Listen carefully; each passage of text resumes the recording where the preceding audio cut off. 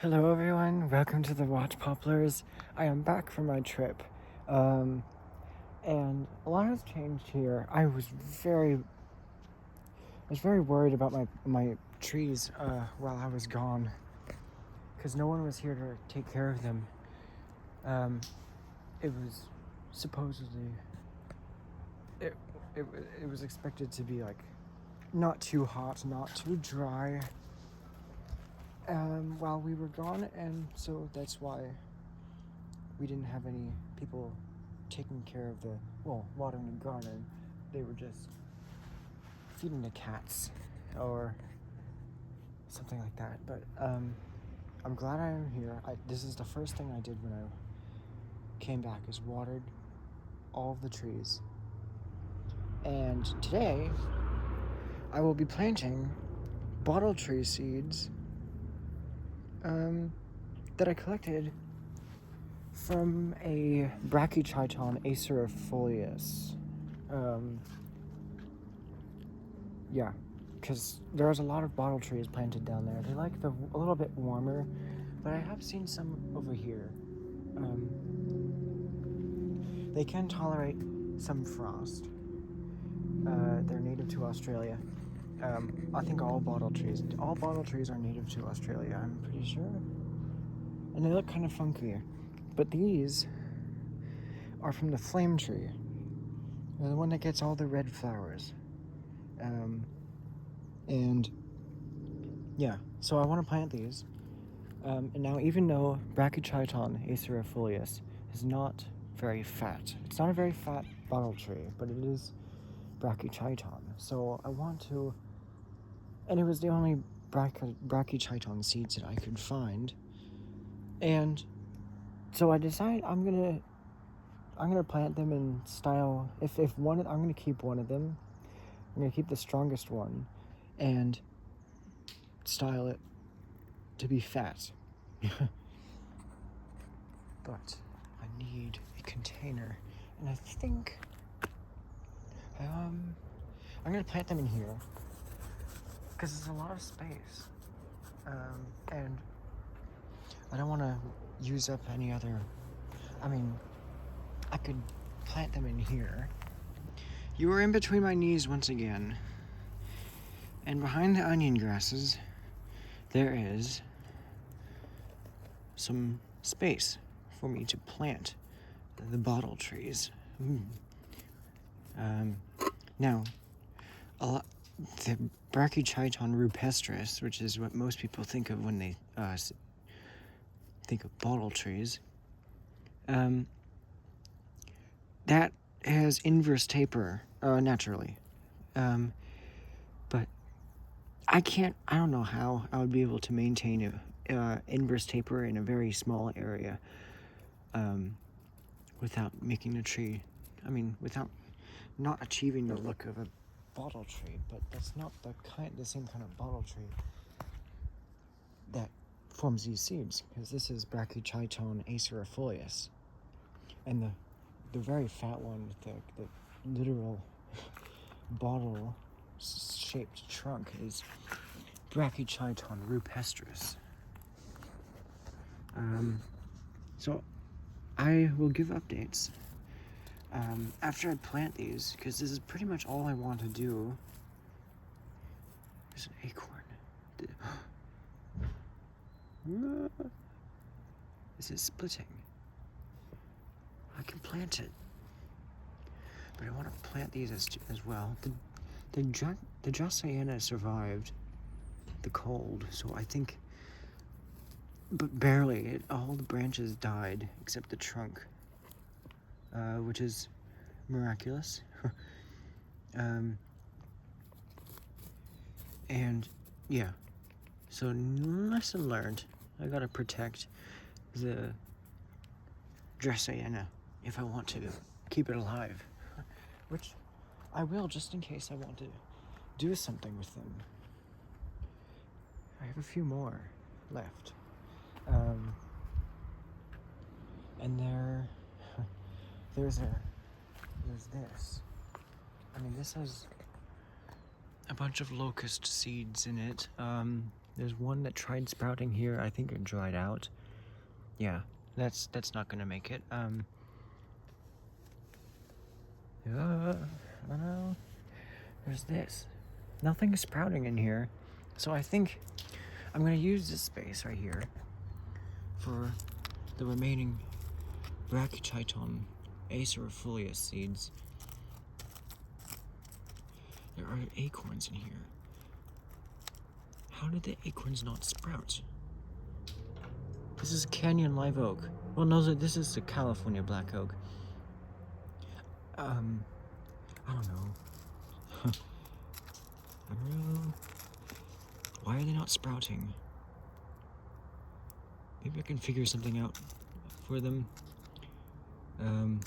They were very valuable. I mean, well, they were good seeds. They didn't look like they were old, hollow. They didn't sound, or nothing was rattling or anything. I mean, usually you want them to hear. They want them to sound like they're all intact. And that's what I heard, but that's not what I'm noticing now. They're not sprouting, which is disappointing, but at least I have California black oak sprouting, and then there's a cotoneaster seed in here. How did this happen? I have too many cotoneaster sprouting already, so that's fine. Now I will plant these. But I should probably spread them out a little bit.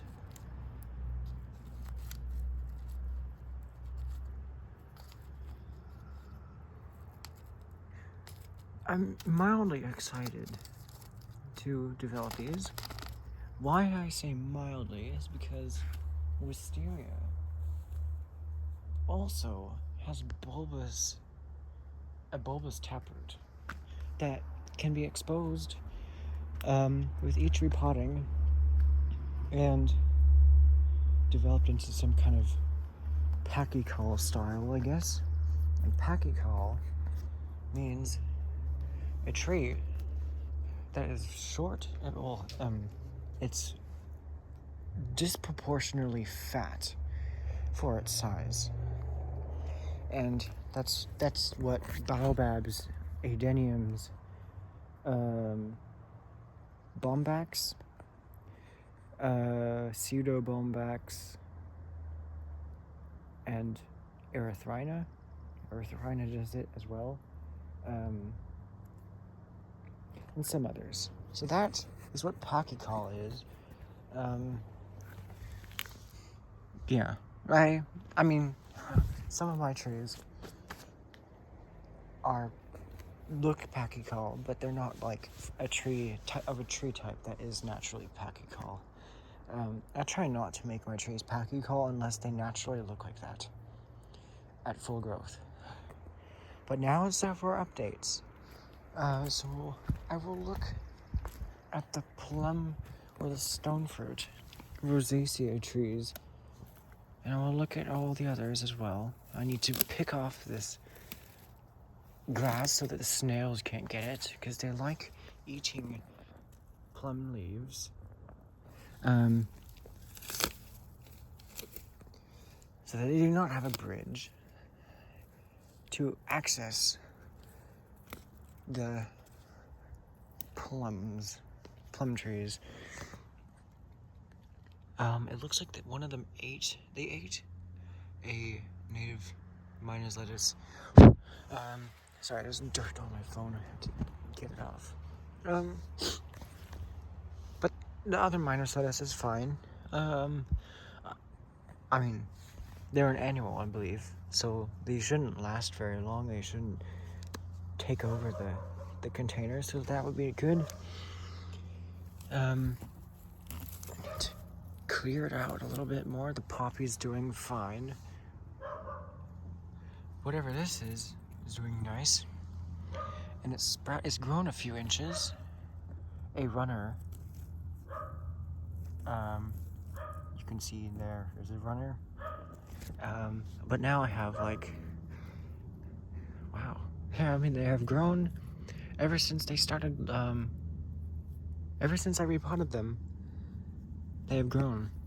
The peach is doing very well. The pear, which might be the invasive kind, is doing well. But when this gets old enough to seed or flower, I will pick out the fruit when they start developing. Because pear fruit, I mean, the flowers definitely exceed the beauty of the fruit. And then there's a Quercus colagii sprouting here. There's only 2 seedlings, but there might be some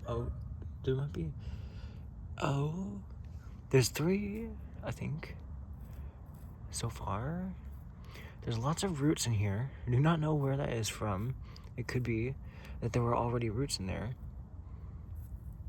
But there is a third oak sprouting, and I'll keep that protected from any pests with this net. Hopefully it works, because I do not want snails crawling in there and eating my oak seedlings. This is probably the only reason why this has survived is because it was behind the honeysuckle, which I leaf pruned it right before I left on my trip, so that I hoped that it would balance the leaf size on to this, so that I would have similar vigor. It's not growing yet, since I pruned it in like February, I believe, which is fine. The box elder maple is leafing out. I'll repot the pine soon. We're almost ready to be repotted. The weeping willow is doing nice. This is the only bud that I've noticed on this one of any of them in the pot here. But I'll just, maybe I won't repot them. I'll just seeds exploding on the wisteria. They're dehiscing. The sycamore is doing nice. It hasn't started extending yet, but it should do that, hopefully. The false cypress, or Hinoki cypress, it has greened up, and it will begin growing very, very shortly because there are buds swelling all over it. And I'll probably do it with the first repotting, like next weekend, I believe. The tundra is looking very nice. Plum forest is also looking very nice. I think it might have been some snail damage, but that's fine. I pruned a little bit of it right before I left, so that the main tree has room to thicken up, and so that I make sure that it stays the biggest tree in the forest. Another maple. I do not know what kind of maple this is, but we have that kind of maple growing in our front yard. I don't know what it is. The larch, I think this is going to survive. This larch, and there are mosquitoes everywhere. It's getting kind of warm. Yeah, it's warm, and this is a very moist area.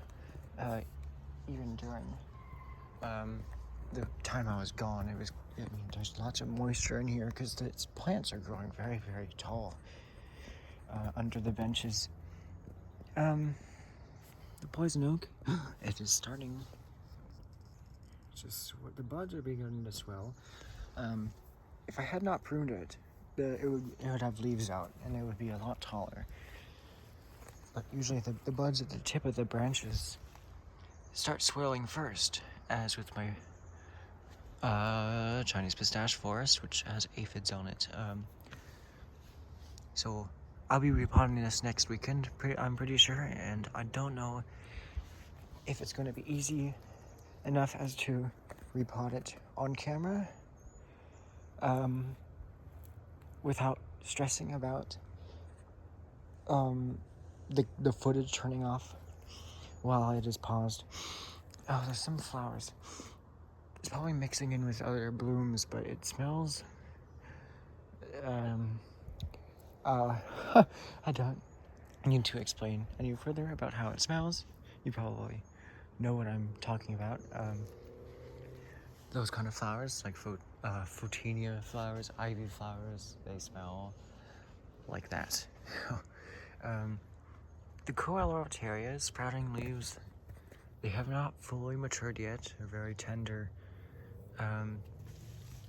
But it looks like the bigger one is also starting to leaf out. This one's slowly extending, which is good. I'll be repotting the avocado maybe someday, I don't know. Somewhere this month. This month, it's probably going to start leafing out. There's a spruce. I'll be repotting that soon because there's buds swelling on it. The pomegranate. Yeah. Chast. I have way too many trees. I sorted all the photo albums of my bonsai, so that I would be able to see which ones I don't need, such as my tamarind. I don't need my tamarind. I don't need the Sesbania. I don't need the mimosa. I don't need any other legumes except wisteria and the 2 sweet acacias. I don't need the silver wattle because 1, it is invasive, and 2, I don't need a whole bunch of trees that have the same leaf shape. But I gotta repot that redwood as well. Yeah. My alder, it was wilting a little bit. It was just starting to reach the wilting phase, but it didn't surpass the point of no return, which is very good. My hawthorn definitely it's looking like it's starting to take off. Those leaves are fully matured. This one is starting to extend. The firethorn is still recovering from root pruning, but it's just starting to extend as well. And the Chinese elm is definitely extending. I mean, I heard they grow well from cuttings, so that's nice. So it will recover well from repotting. But I pinched the shoots on the alder so that these don't go, so that I get all these shoots starting to take over, because I don't want the top to just take off. I want these branches to be thicker than the ones at the apex, because that is what trees look like naturally. Then the question is, if the avocado here is growing, why isn't this one growing? This one's starting to grow, so I could repot that soon. But I want to prune it. And maybe that would postpone the time I can repot it. So that the roots aren't encouraged to grow because there's lots of foliage. Yeah. So that I can have more time to repot any others that are here, which, I don't know. I probably repotted most of my trees. The aspens, all the poplars, the buds are swelling. On the aspen, well, there's no leaves coming out, but there are the buds I can see. Well, the leaves are just starting to show. This is very exciting. I really hope they root. I'm not gonna touch them. I don't want to touch them. I don't want to test them to see how well they're established, in hopes of preventing the roots from being broken, because there's probably very fresh baby roots growing in them because of the warmth, that are just slowly starting, and then once the foliage comes out and then that would make the roots start extending more and growing faster and branching out, and then that would make the shoots starting to extend with the energy that is being given, and that there's more sap flow.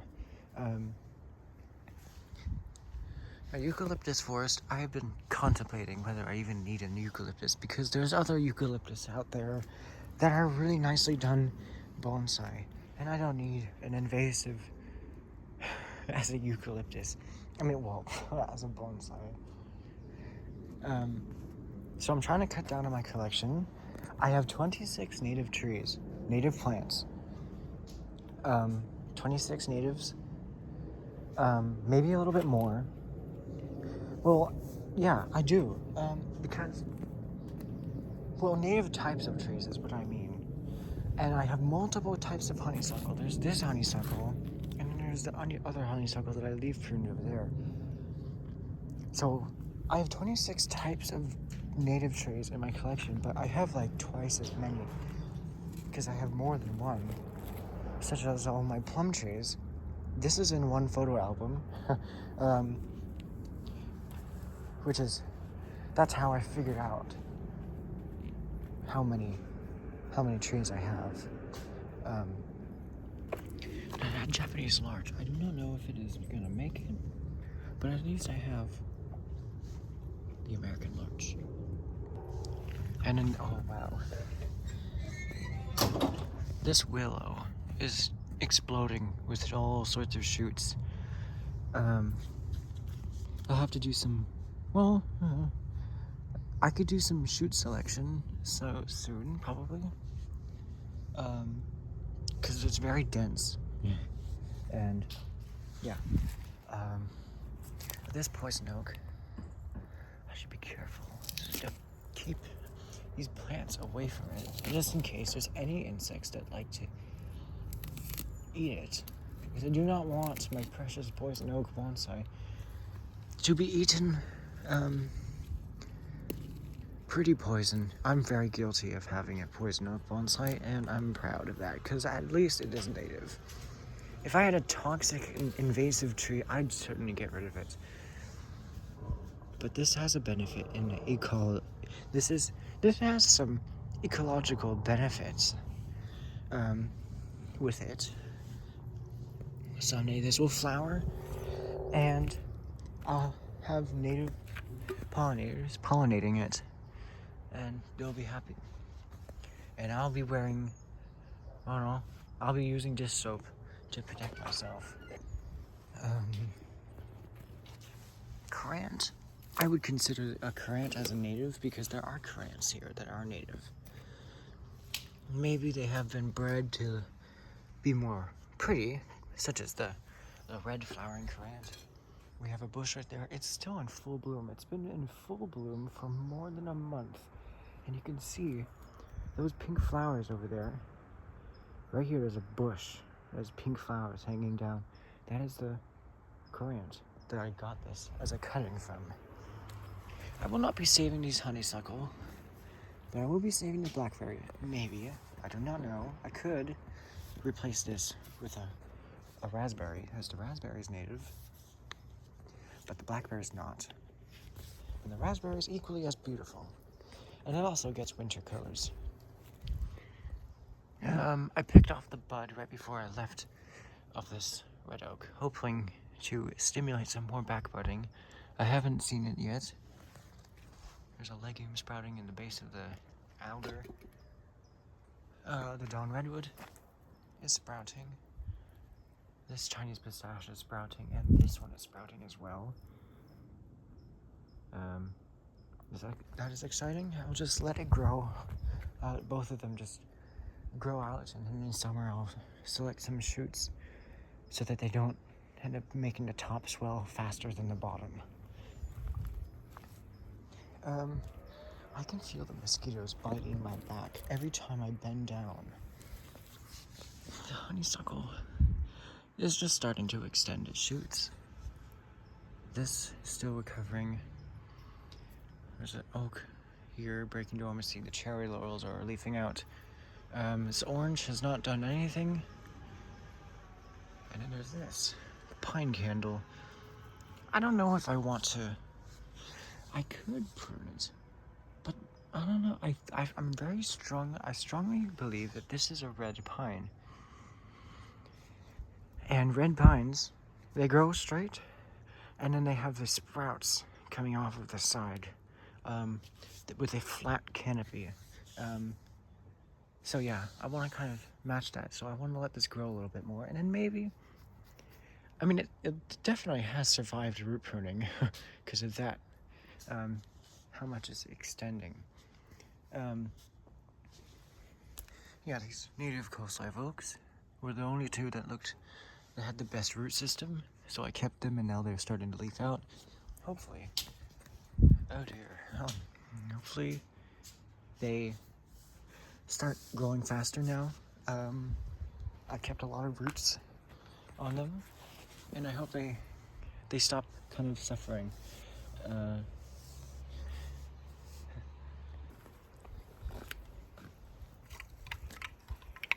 And here, this is where I got the seeds from. So I'll be keeping this because this is really nice. This is the seed pods of Brachychiton acerifolius. And it would be a nice wind chime. I don't know what I would do with it, I'd have to loop some wires under here and attach it somewhere maybe where it can get some wind and make noise, but it's very durable. These, I bent these because they wouldn't swing around like this on the tree, because these were like stiff. I had to break or snap them and then spin them around, and so that they would just be frayed right here, so that they, yeah. And I initially tried to get this one off, which is why it has more frays. But that is a nice wind chime. It makes a nice noise. I'll figure out what to do with it at some point, and I don't know where to put it. I have to hang it somewhere. But in the meantime, the Monterey pine has stopped suffering. It looks like it has greened up slightly. Just slightly. It still doesn't look good. This one still looks healthier. And, so I have a lot more seedlings from Yosemite sprouting here. That is very exciting. Lots of ponderosa pines. I'm very yeah, because ponderosa pines are the dominant pine in the place I collected the seeds from in Yosemite. So these are most definitely ponderosa pine, and I will show you the other ponderosa pine collected in summer last year, later in the video. And here's my spurge. And there's a member of the broccoli family that's trying to grow in here, but I don't want any other plants growing in here because it's just going to get shaded out. Because this is going to turn into a big bush. But yeah, Euphorbia amygdaloides is sprouting. And the crazy drivers are driving crazy. There were lots of crazy drivers down in Orange County. I saw a whole bunch of MAGA shit. It was so sickening, but I had fun staring at the tides, at the sand, and hanging out with my cousins. I got a little bit homesick, and my appetite kind of went down after halfway through the trip, but I made it, and now I'm happy to be home. I'm glad I went down there, because I haven't seen my cousins in a while. But anyway, I digress. So here, there's another willow. I have so many of the same kind of willow. I think the reason why I kept them is because it's good to have a few, start with a few, and then you choose the one that looks the best, and I think this one looks the best. It has the best structure. Yeah, starting its second year of growing, but these two are starting their third from cuttings. There's a crassula here, stone crop, from the Dilemma video. I think it was in January I made that video, I don't know, might have been February. Spurge is sprouting. This one, I thought it was an annual. It was gonna die back or sprout from the base, but it keeps growing. It's very, very short growth, but I could probably prune this off because it's not gonna grow much from the tip of it. Because stuff like this, they don't form shrubs. They just die back and then they resprout, or they are annuals. So I'll prune this off, and you can see, because this is one way you can tell it's a Euphorbiaceae, as all members of the Euphorbiaceae exude latex, which is toxic. So do not rub your eyes after inflicting a wound on Euphorbiaceae members. And don't keep it on your skin. I did not get it on my skin. I cut it with my fingernail. I mean, maybe there's some residue, but I wash my hands just in case. The buckeye has fully leafed out. It'll be a number of years before it flowers. And it's native, and one of my favorite native plants, because it works. That native ash, Fraxinus, I don't know, I forgot the last scientific name. It starts with a D, and I think it's something like Diplicatus or something. I have no idea. Quercus lobata. It's getting dark, but I have another backup just in case this one just never takes off or grows any faster than this.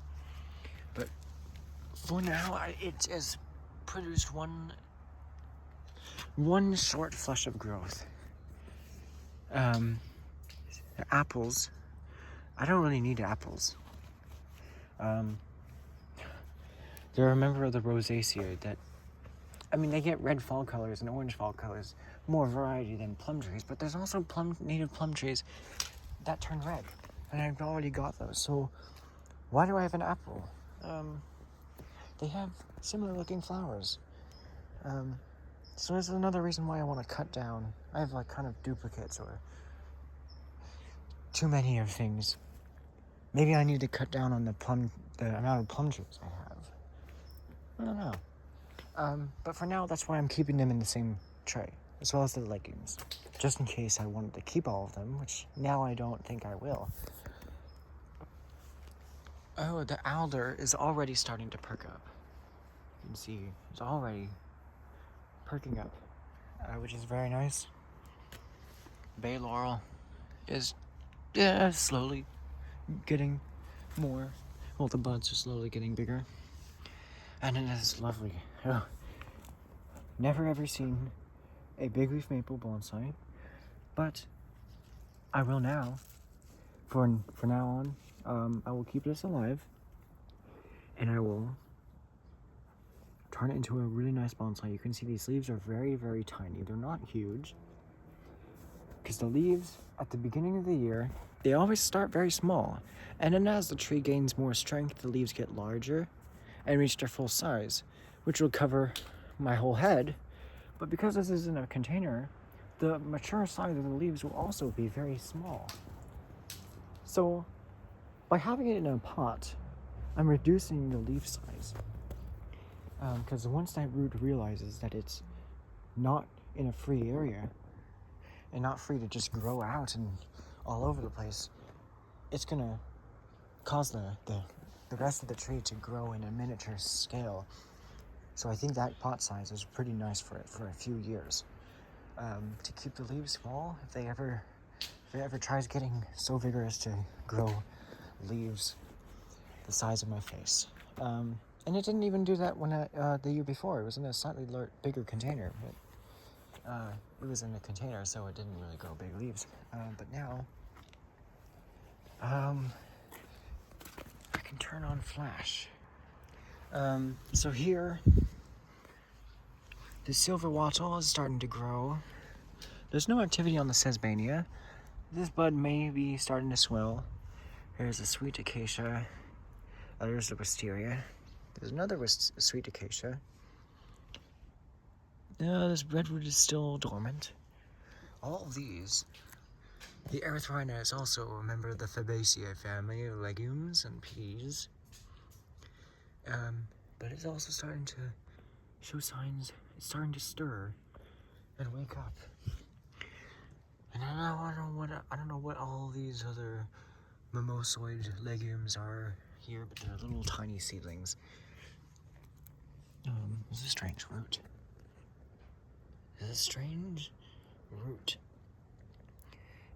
It almost looks like it has like a spirally arranged nodes on it. I have no idea. Oh, there's a tag. So so the ink that I originally wrote it with has washed off, and now what's left is the lead, which is much more legible. Tamarind, and then where's the other tamarind? I don't know where the other tamarind went. I thought I had two. Oh, this is the other one. And then there's one of them, Albisia. The other Albisia is somewhere else. There's not a legume sprouting in here. That just looks like a legume. It looks like a legume. Sunflower relatives are sprouting. They look like daisy seedlings. Yeah, daisy seedlings. There's a lichen here. Prickly lettuce, doubt that's gonna grow. I mean, I'll get rid of this all after the video, like tomorrow or something. I shouldn't. Yeah. So that is the update on all of my trees, and I'm very excited. I'm very glad that they have survived. I'm very happy.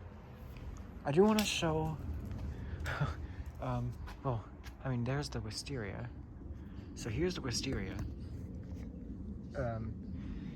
Now in upcoming videos, I will show the full blooms, but I mean, I could show you with whatever light is left here. It is very nice. They're in full bloom, just as I said after I return. And yeah, this is a member of the mustard family as well, I believe. But anyway, the accent plants are here, including the willow. This arrangement of invasives that look interesting. That I have just for the sake of, like, I don't know, I won't let them seed.